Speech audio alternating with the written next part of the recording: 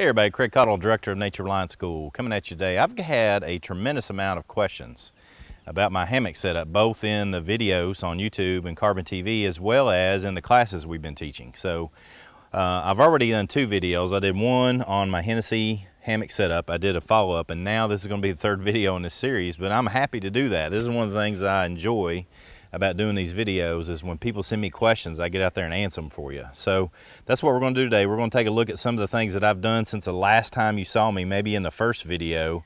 I've changed some things. I do some things differently now. And specifically, I want to look at two other things today. Number one, some things to make sure you set your hammock up so you don't get wet.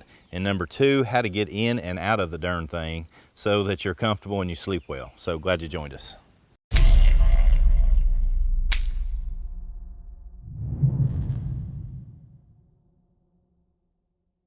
The first thing I want to make sure that we go over is how I transport stuff to and from classes and to and from when I'm going to utilize it. I always take all my bedding material and have it in a dry bag, and this is an Eberly stock dry bag. I like it because it zips in easily into my Warhammer pack. That is the way that I ensure that whenever I get to a location, or if I'm humping it on my back or if I'm humping it in a truck, it doesn't matter. When I get there, my sleep gear is going to be dry. So what I have in here in order is I have a military poncho, I have the hammock, and I have underneath of that my sleeping bag, and underneath that I have my sleeping pad. Okay, now this is why. I want to be able to, if I get to a site and I'm going to set up, I want to keep my hammock dry and I want to keep everything in it dry. So in this manner, I don't have to, when I get here with this dry bag, I can leave everything just as is and nothing's going to get wet. I start to set up and everything's going to be dry as I set up. Now, I used to have the snake skins. You probably saw that in video one. I don't use the snake skins anymore, not because they're not effective. They work really well. It's just I got to the point where it was difficult to pack it. It just doesn't pack very well for me. And I always wanted to keep my sleep gear inside my pack rather than just strapping it to the outside. So I always keep everything in a bag like this. If I'm humping it on my back and I don't have room for this big dry bag, I'll just put everything in a sleeping bag and put it inside of my backpack. Okay. Now with that said, the other thing that's changed dramatically since the first time I made this video was I've gotten away from using the Hennessy straps that come with the hammock itself. I now use these Hammock Python straps. They're real easy to use. These are basically a runoff of climber straps. You can use these in climbing to do any number of things. However, some companies are now making these for the sole purpose of setting up hammocks, so they're not as bomb-proof as maybe some climbing straps are. So in essence, what you've got is basically you've got two straps that are thinner, they weigh less, and you're still going to use carabiners, and I'll show you exactly what I mean by that. Now, the other thing that I want to cover is I want to make sure that you see the importance of setting up based upon weather patterns. Okay. Now what I mean by that is that we should know, if you don't, you should know the prevailing wind patterns of the area in which you're going to be staying. And that way, when you set your hammock up, you set it up to take care of those prevailing winds that are going to be hitting you. You always want the prevailing winds to be hitting the side of the hammock. That's incredibly important. So I'm going to set up utilizing these two trees, and I'm going to explain all that for you after we get it set up. So these hammock straps, if you're not familiar with them, or Enos or whoever you get them from, what you're going to experience is that you got a strap that's in essence designed to go around something, and that's what climbers would utilize them for. And so you've got a little extra padding or extra length here that doesn't have the connectors. Then what you have is all these variable lengths that go all the way up the length of the strap itself, so that you can wrap this portion around the tree first, just simply stick this through the hole, and you've got your hammock strap set up. So in essence, that's what we're going to do. We just take the strap around, put it through the hole, and I can easily change the variable of height wherever I might want it. Now, the thing that I always do is I always pull and make sure that where it's linked is pointing towards the tree that I'm going to next. So I then go get my next hammock strap, do the same thing, put it through, and I basically got my straps set up. Again, making sure that that is pointed towards the tree that I'm going to set up to. Now the next part of this is the part where we start setting up the hammock, okay? So you can either attach the carabiners to the spot where you think you're gonna go. I prefer to have the carabiners attached to the hammock itself. So here's a couple things that I do. Number one, I always have an army poncho right on top. That poncho is real easy to get to. That way, if I need to put it on me, if I just want to put it over something that's part of my gear, like my backpack or something, I can do that. Or what I can do is just sit on the ground when it's like this. Now, what I do is I have a bowline knot tied into my hammock. Now, you'll notice I haven't taken the hammock out of the bag yet, so I just leave it in the bag, and I find me one of the straps, usually about midway is what I do, carabiner it in, and then I start to drag it out. The reason I'm doing this is so my hammock is inside a waterproof container, in essence, the whole time. So at this point, I now have a waterproof tarp over top of the hammock itself, looking for my other bowline. So once I get my other bowline on the other end, I find my strap, get it up off the ground, and that's the main thing here, is we're wanting to get everything set up off the ground so that we're not wet. Now this is not where I'm going to be having this tarp, but in essence, in real short order, I've got my hammock out, it's not getting wet, and it's time to go ahead and start getting it fine-tuned so that it's ready to get into. So now that we've got it attached to the tree, basically I prefer to have it evened up between the two trees and the two straps. And so I want to make sure that I take this down maybe a notch. And again, the beauty of this is that the tarp that's on top of the hammock right now is keeping everything dry. My bag is keeping everything dry there. And now I get this set up where it's in a much better position and off the ground.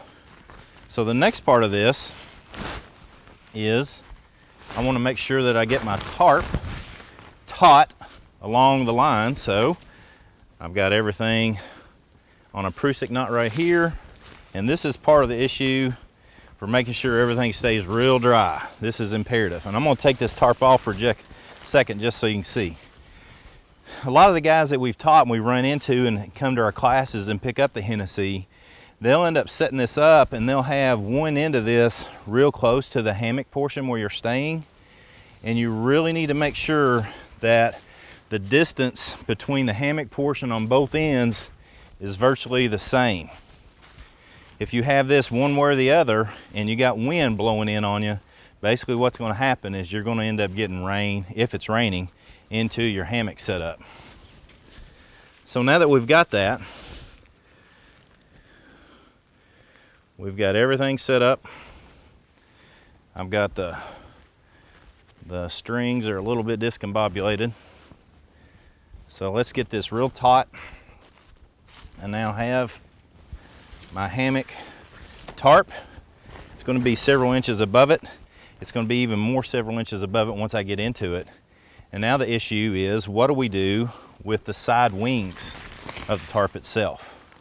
Now, if you're staying in this thing and you're not having issue, you don't have to worry about the weather, you might want a breeze. Like if you're staying in hot weather, sorry, this is all discombobulated here.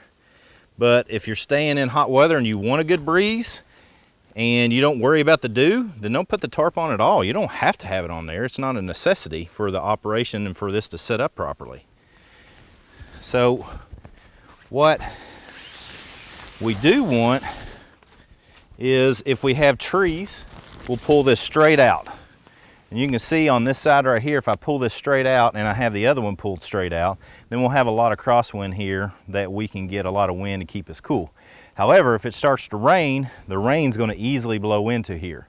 So the key for me is that when I set this up, I can set the wings down really low. If it's going to be a torrential downpour and I know it, I'm going to tie these straight down. Now what that's going to cause inside your hammock is it's going to cause a lot of condensation to stay inside the hammock. So don't leave that right against the hammock itself. Make sure that you got a little bit of distance, but I want to have this staked down really tight to the sides. The other part of this is that when I tie this off, whether I tie it off to a tree, I tie it off to a rock or whatever, I always tie it with a real quick half-hitch slip knot. And the reason I do that is because if in the middle of the night I'm finding I'm getting rain on me, then I can get up, switch it out real quick, and I don't have to worry about anything. Now, the other part of this that's important that I mentioned before, and this is my backup, and I've used it a couple times and it works. I always keep an army poncho directly underneath of my hammock. And the reason I keep it there is when I get in and out of the hammock, I can step onto it and put my shoes on. And it's a whole lot easier than stepping onto any number of things that might be on the ground. And the other thing that I do, and I have done this once, and it worked exceptionally well, is that in the middle of the night one night, it got to raining and I was getting wet and I couldn't figure out why, okay? So all I did was I took my poncho and I put it over the inner portion of where my feet were, as my feet that were getting wet. And so in essence, I had a poncho over the inside of my tarp, because the only thing that was really getting wet in that particular night was my feet.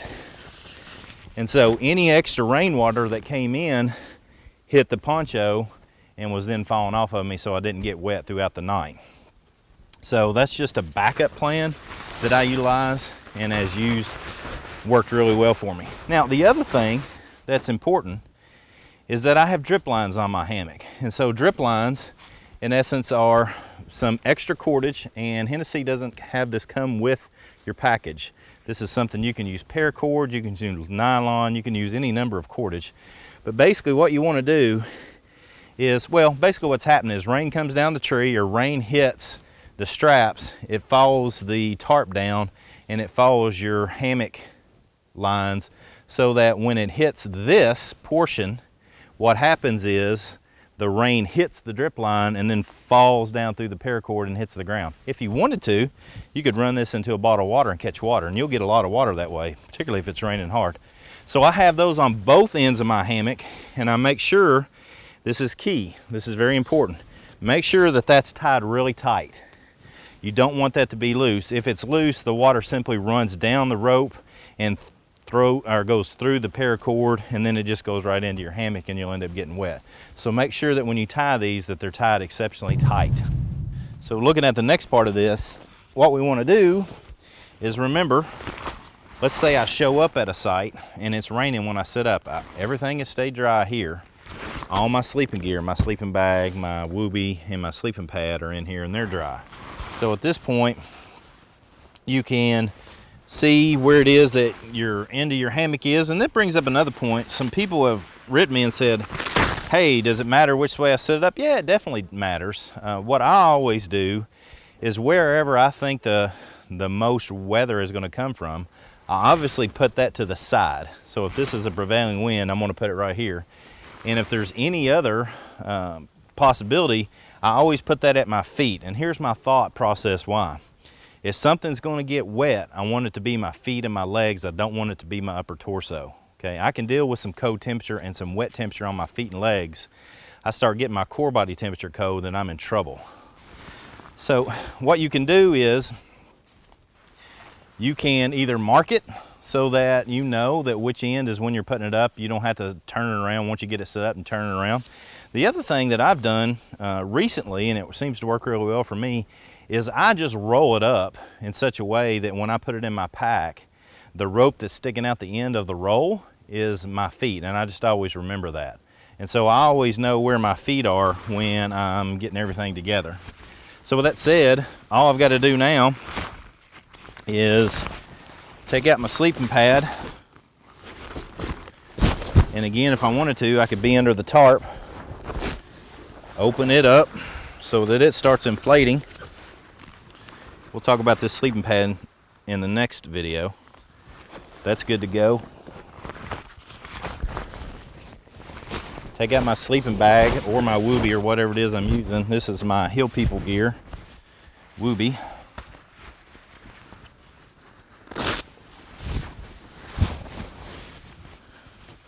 And so everything's dry. All my sleeping gear is dry. I don't have to worry about getting wet. And when it's time to go to bed, everything's going to be good to go. So what I'm going to do now is set up the stakes so that I can put the sides out and we can see the whole end of the process. As far as the stakes are concerned, don't feel like you've got to have a tree right where you can tie everything off. One of the things you can do, and this, I'm setting this, fire ants. I'm setting this up. Come on, little ant, get off of me. I'm setting this up on the farm, so there's just a hunk of block here. I can just wrap this up, take this over a tree or around a tree or as far out as I want it, sit it there. If I want it to be more secure, I can put a stake in the ground right there to hold it. On the other side, over here, I've got a small little hickory tree that all I do is, again, all I'm doing is coming down, tying, half hitch with a bite. So it's real easy and everything's set up. You don't have to have those trees on either side and they don't have to be perfectly placed. And I think that's what people get hung up on, is they want to have two perfect trees and they want to have two trees over here on the outside for the wings. And quite frankly, it hardly ever happens that way. So find you two good trees for distance, that's great. And then the rest of these wings are going to take care of themselves. You can put a stake in the ground and tie it. You can pull it off to a tree. You can throw a rock on it, stake the rock down to the ground, any number of things. And that way, you're all set up. The beauty of this is that, and somebody asked me this question, couldn't we just take the wings and tie them on the bottom and pull them tight so there's no air circulation? Yeah, you could, but you want some of that air circulation. You want some room in here where there's a gap, like you can see right there, where air can circulate for two reasons. One, you'll be able to breathe, you won't get claustrophobic in there. Number two, the condensation that's going to form on the inside of there is going to make you incredibly wet. And so this allows that condensation to evaporate and get away from your body. Yeah, and I almost forgot one important thing, is that I always take the bag, and when I get inside, I take my clothes that I'm going to put on the next morning, as well as my boots, and put them in the waterproof bag, and then I hang that bag at my feet. Again, remember this is a waterproof bag, so if I seal it up, which I didn't do right here, I just hooked it, but if I roll it up, seal it real good, and hang it right here, even if it rains on this bag, everything that's in there is going to be dry, because I want to put dry clothes on tomorrow and I want to put dry shoes on. The other part of this that's important is that, and I learned this the hard way. I went on a hiking trip, oh man, it's about 30 years ago, and it started to snow. I woke up the next morning, there was a copperhead inside of one of my boots because my boot was sitting outside of the tent. So don't assume that the snakes are not going to be out. They're going to find that warmth if they can find it. They found it in my boot. That's another reason I keep my boots hanging up. That way when I get out of my hammock, and this is a consideration, is make sure before you get out and put your feet down, you're looking down to make sure there's no snakes underneath of you. So with that said, this is a nice little addition. And again, this is the bag that my gear came into. So when I got it here, I mean, once I empty it out, do I have a use for it? Yeah, I got a lot of uses for it. So there you go. Quick setup and description. What I'm going to do is, considering that this video is probably longer than usual, what I'm going to do is I'm going to put the other things off into another video. So join us on part 4 of the Hennessy follow-up, because I really appreciate it when people send me questions and say, hey man, I'm having trouble and I really want to spend time outside and I got wet and I don't want to get wet anymore. I'm happy to do that. That's what Nature Reliance School was founded for, is try to get more people outside so that you can stay dry, so you can be comfortable when you can spend more time outside. With that said, we appreciate you following us here on everything that we do on media, whether it's on Carbon TV, thanks. Whether it's on YouTube, thanks. Share these videos on social media wherever you please. We really appreciate it. As always, with Nature Reliance School, come on, join in. Let's learn together.